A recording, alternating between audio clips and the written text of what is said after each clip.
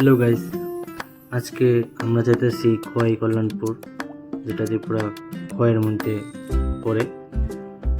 তো Agartala Chandrapur bus stand থেকে আমরা বাস নিয়ে সেটা যেতেছি। অ্যাকচুয়ালি আমার ভাগ্নি আইছে, তো ভাগ্নি কল্যাণপুর আছে, ছোট ভাগ্নি, জাস্ট 5 মান্থ হয়েছে আমরা যাইতেছি।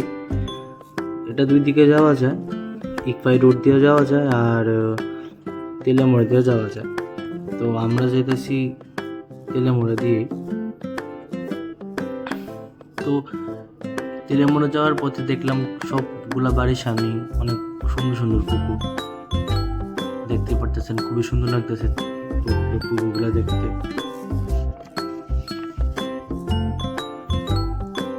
তেলেমুড়ার থেকে আমরা খোয়াই চমনি নামো, খোয়াই চমনির থেকে আমরা এরপরে যাবো কল্যাণপুর বাজারে।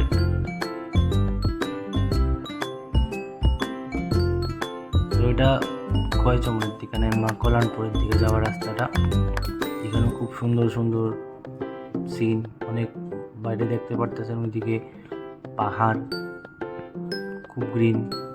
তো এর মধ্যে আমি বললাম আমরা কল্যাণপুর বাজারের সামনে, তো কল্যাণপুর বাজারের সাথে তার বাড়ি, ওই দিক দিয়ে আমরা যাবো।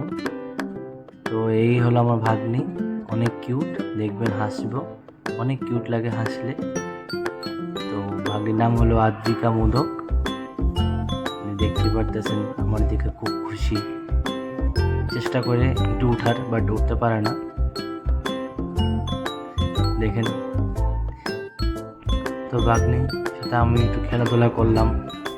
ভাগ্নি আমার চুল ধরে জানি কি করলো ওই জানে, বাট আমার খুবই ভালো লাগতেছিল। দীঘা আমি এরকম ভাবে আসছিলাম, দেখতে পারতেছেন কি জানে খুঁজতেছে, কিউট লাগতেছে, আমার আদর করতেছে। তারপর জামাইবাবুর সাথে একটু বাড়িলাম। জামাইবাবু মেন মানে হইল আমার বোনের জামাই ডক্টর চিন্ময় মোদক। তো খোয়াই নদীর সামনে আইলাম, ওয়েদারটা খুব ভালো। তারপর একটু আগে দেখলাম যে একটা মন্দির আছে। তো এই মানে এটা মন্দিরও পাওয়া যায়, এটা আশ্রমও পাওয়া যায়। এখানে অন্নপ্রাশন থেকে শুরু করে ঠাকুরের যত রকম প্রোগ্রাম আছে ওখানে হয়। তো আমরা কিছুজন মানুষ মিলে একটু ঘুরতে বেরিয়েছিলাম সন্ধ্যাবেলা। দেখেন একটু পিসফুল জায়গায় আছে, বেশি মানুষ নাই। গেলে আপনারা অবশ্যই যাবেন, ঘুরতে এই মন্দিরে অবশ্যই যাবেন, খুবই সুন্দর দৃশ্য। তারপর আমরা এখান থেকে বেড়ে কল্যাণপুর বাজারের সামনে আইলাম। কল্যাণপুর বাজারটা একটু ভালোই দেখলাম। তারপর বাজার থেকে চিকেন নিয়ে সেটা চিকেন রান্না করলাম রাত্রিবেলা, সবাই মিলে খাইলাম।